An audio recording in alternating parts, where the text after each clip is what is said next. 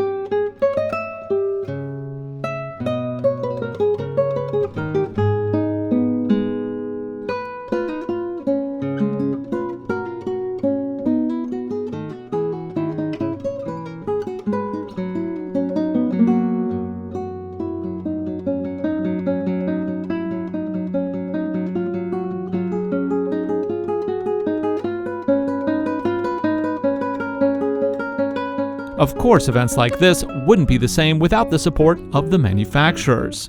And you can't think classic without considering the inventor of the motor car, Mercedes-Benz.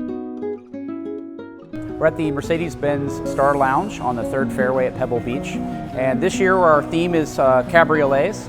So we have a selection of vintage cabriolets as well as the new S Cabriolet. And it's important for Mercedes-Benz to mark the heritage of the cabriolet. And we've been 45 years without an S-Class cabriolet. So it's a big deal for Mercedes-Benz to get back into making bespoke luxury cabriolets.